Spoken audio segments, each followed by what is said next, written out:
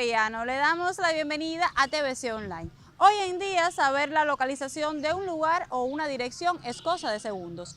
Pero, ¿y si le digo que durante siglos la humanidad no tuvo la menor idea de cómo era realmente su propia casa? Hoy no hablaremos de esos mapas que usan el GPS. Hablaremos de los que soñaron, mintieron y maravillaron a reyes y piratas. A la cartografía antigua nos acercaremos hoy. Acompáñenos.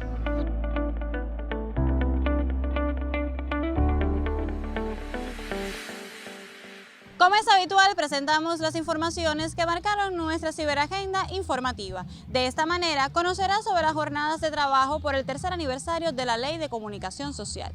También sobre el desarrollo del Taller Nacional de Crítica Cinematográfica en esta ciudad y al cierre ampliamos datos sobre la Biblioteca Provincial.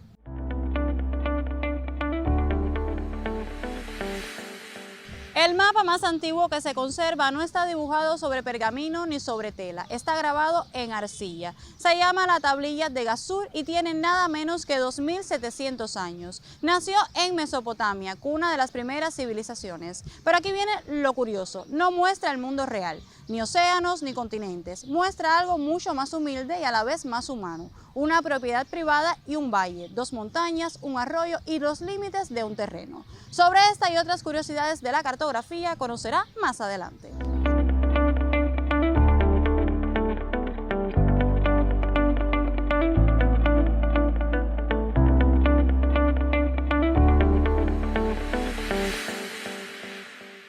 Es tiempo del primer segmento informativo de la emisión. En Camagüey se desarrollaron las jornadas por el tercer aniversario de la Ley de Comunicación Social aprobada por la Asamblea Nacional del Poder Popular. El evento, único de su tipo en el país, incluyó debates, talleres y conferencias sobre la implementación de una ley que sumó democracia y modernidad atemporada al contexto actual.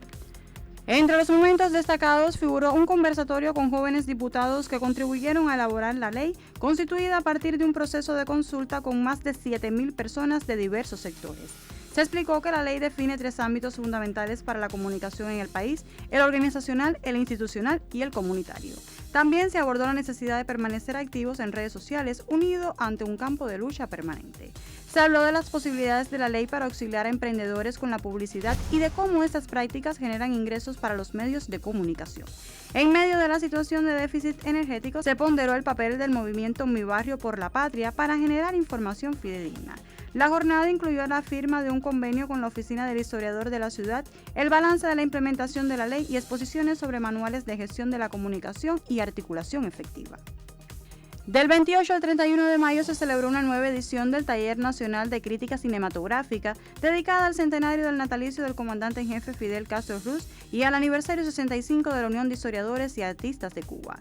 Durante el evento se rindió homenaje a Julio García Espinosa en el año de su centenario, a Luciano Castillo, Premio Nacional de Cine 2026, y se celebraron las 4 décadas de la Sala Nuevo Mundo y los 65 años del proyecto de los cines móviles. Entre las propuestas del taller figuraron paneles como El cine en las colecciones del Museo Provincial, Titón entre la burocracia y la última cena y Un mundo nuevo 40 años después, donde especialistas y expertos dialogaron con los participantes. Se realizaron presentaciones especiales de 40 películas extendidas hasta el 20 de junio en el Complejo Audiovisual Nuevo Mundo, el Multicine Casablanca, la sede de la Asociación Hermanos Saiz y el proyecto Golpe a Golpe, que llegó a otras instituciones y comunidades. El encuentro reunió a escritores, artistas de la música y la plástica mediante la presentación de libros sobre temáticas cinematográficas, el homenaje a los fundadores del Taller de la Crítica y conversatorios sobre cómo transcurrieron 3 décadas pensando, soñando y educando a través del cine.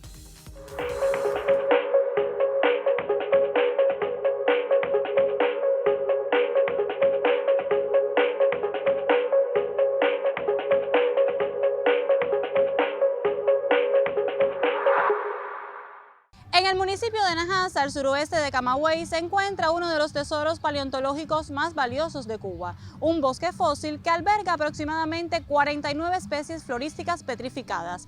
Los troncos, convertidos en rocas, son testigos mudos de procesos geológicos ocurridos hace millones de años, cuando la materia orgánica fue sustituida por minerales, conservando la forma original de los árboles. Sobre este y otros temas puede conocer en el sitio web de nuestro canal.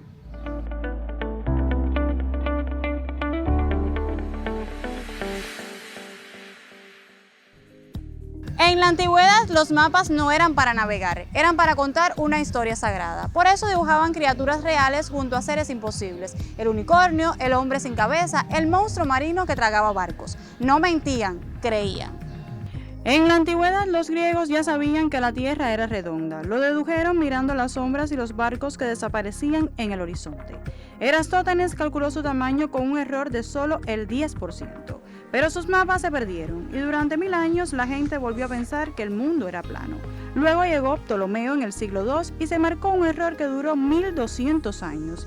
Dibujó el océano Índico como un lago gigante, rodeado de tierras por todas partes, y nadie le llevó la contraria, porque en la Edad Media copiar un error era más seguro que aventurar un acierto. Así que cuando Colón se hizo a la mar llevaba mapas equivocados. Esto llevó al encuentro de dos culturas en América. Mientras tanto, en el siglo XIV, unos cartógrafos judíos de Mallorca crearon las llamadas cartas náuticas. Eran mapas que no servían para andar por tierra, solo para navegar. No tenían ciudades ni montañas, solo puertos, vientos y líneas que se cruzaban como telaraña. El que las entendía llegaba a cualquier costa, el que no, se perdía. Y un poco antes, en la Venecia, un tal Prieto Vesconte dio un salto más. Fue el primero en firmar sus mapas como un pintor.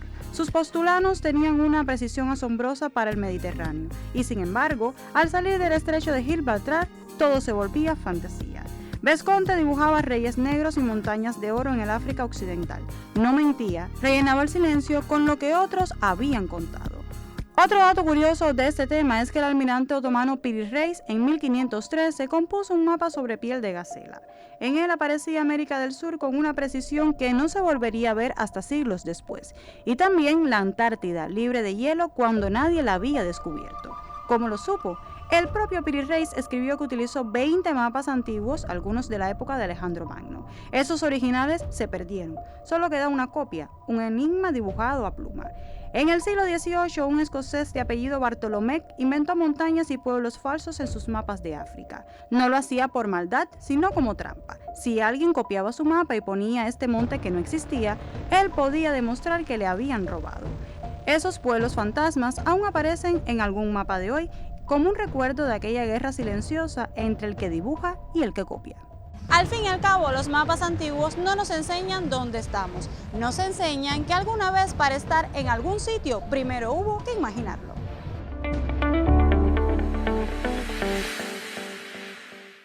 Y ya que hablamos de mapas que cambiaron la historia, tenemos que hacer una parada obligatoria en Madrid.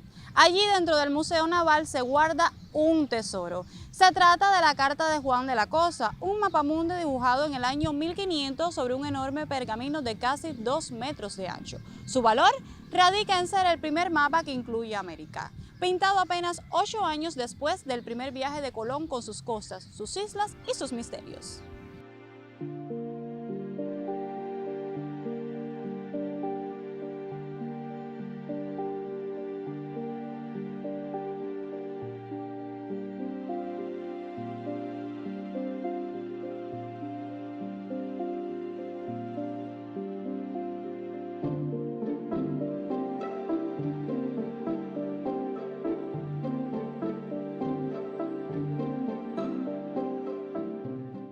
En sus comienzos, la Biblioteca Provincial de Camagüey contaba con 18.000 volúmenes y unos 200 discos, pero ya desde su inauguración ofrecía espacios pensados para todos. La sala de arte y música, la juvenil, la de lectura y la colección cubana, así como un área de extensión bibliotecaria. Hoy se ha convertido en un importante centro cultural de la región. Fundada el 1 de junio de 1963 por sugerencia del Che Guevara, la edificación del siglo XVIII fue testigo de la vida social y cultural de la ciudad, convirtiéndose con los años en un puente hacia la imaginación y el conocimiento. Como institución cultural, la biblioteca atesoró un fondo bibliográfico importante, incluyendo una valiosa sala de fondos raros y valiosos. Su labor incluyó la promoción de la lectura, el préstamo de documentos, el reconocimiento a autores locales y talleres de narración oral, así como una destacada promoción de la obra martiana que le valió reconocimientos de la Sociedad Cultural José Martí.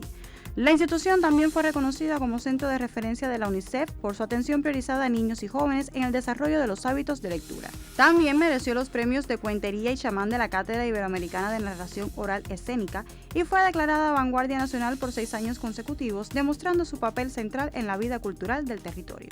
Mucho más que un edificio destinado a cuidado y préstamo de libros, la biblioteca se erigió como un sitio para el espíritu y un lugar de encuentro para los amantes de la lectura. Tras una remodelación general, reafirmó su condición de corazón de la cultura y centro de la ciudad camagüeyana, pilares que la mantienen hasta hoy. Con este pequeño viaje por la cartografía antigua finaliza nuestra emisión de TVC Online. Si llegó hasta aquí, le damos las gracias por la preferencia. Regresaremos la próxima semana, pero recuerde, estamos en Facebook, YouTube, X, Instagram, Telegram y WhatsApp. Síganos en nuestras plataformas digitales porque Televisión Camagüey también está en el ciberespacio.